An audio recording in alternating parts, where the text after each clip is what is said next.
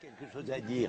Moi, je veux relayer la pensée forte de mes amis israéliens Mikado, Michel Warshawski, Amira Haas, Gideon Lévy, qui disent le gouvernement intérimaire israélien actuel ne veut pas la paix.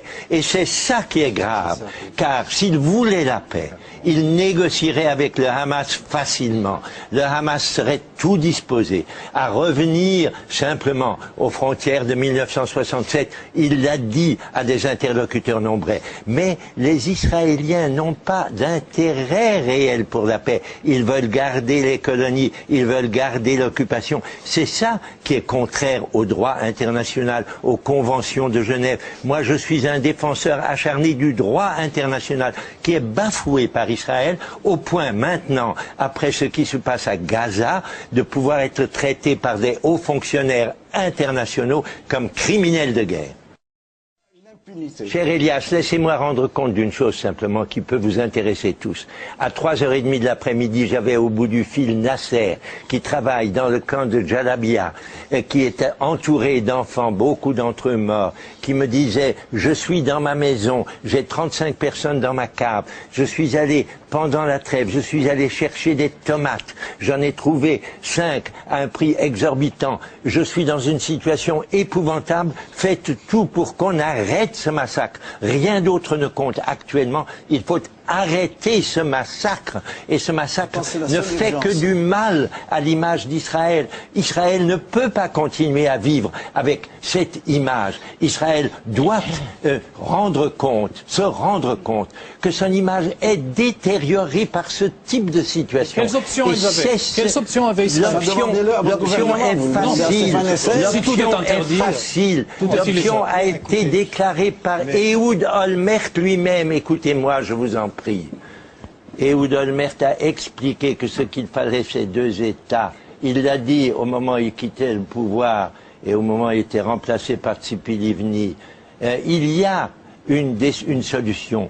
Elle est simple. Elle consiste à retirer l'armée d'occupation de la Cisjordanie et à revenir à ce que demande le Conseil de sécurité, les résolutions 242 et 338, 2 États vivant en partenariat. Il n'y a pas d'autre solution. Il n'y avait pas d'armée avant 67 et il n'y avait pas un État palestinien non plus avant 67. Il y avait un État arabe dans la région qui est aujourd'hui occupé militairement et colonisé par Israël. Parce que les buts de guerre d'Israël sont clairs en réalité. Les buts de guerre, c'est de conserver et le statu quo, et les colonies, et l'occupation. Et pour eux, ce qu'ils sont en train de faire, c'est de se donner l'image de gens qui défendent vraiment à fond la sécurité d'Israël, et ça leur permet de se faire élire en février. Mais ils ne veulent pas la paix. Il faut se le dire. Et les Israéliens qui la veulent, que nous connaissons, que nous aimons, vous et moi, et qui sont des gens merveilleux, qui continuent, Jeff Alper et les autres, à se battre pour aider à une rencontre. Mais ils sont minoritaires. Et ce que disait tout à l'heure, permettez-moi de terminer. Permettez-moi de terminer. Ce que disait notre ami l'Israélien Michaeli, et c'est malheureusement aussi vrai pour Israël. Il disait, chez les Palestiniens, c'est les plus durs qui l'emportent. Bien sûr, dans une situation où on est l'occupé, où on est le colonisé, bien sûr c'est les plus durs qui l'emportent. Mais ce qui est bien plus grave, c'est qu'en Israël, ce sont chaque fois les plus durs qui l'emportent. Et quand il y a enfin un rabbin qui voudrait aller un peu plus loin, on l'assassine. Les Israéliens ne veulent pas d'un partenaire avec lequel ils pourraient négocier. Ils veulent d'un partenaire qui n'a aucune force. C'est malheureusement le cas de Reza. Un mot d'optimisme. Attention. Ce qui vient de se passer est de nature à rendre des pays comme le nouveau président américain, comme les Européens qui sont en train d'essayer de faire leur force, sensible au fait qu'on ne peut pas laisser la situation se poursuivre comme elle est.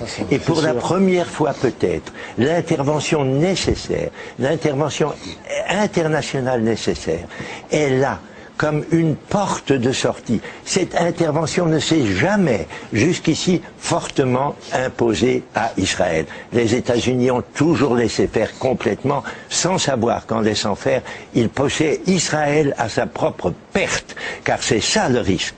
Moi qui aime Israël, qui voudrais qu'il y ait un Israël fort et un Israël prospère, je suis scandalisé par ce qui se passe, parce que les dirigeants israéliens actuels sont en train de creuser la tombe de leur pays par la façon dont ils opèrent. Mais par cette façon même, ils vont faire surgir, je l'espère, une volonté internationale de trouver un règlement au problème, et ce problème ne peut être résolu que par de fortes pressions internationales. Celles-ci vont peut-être venir dans quelques jours.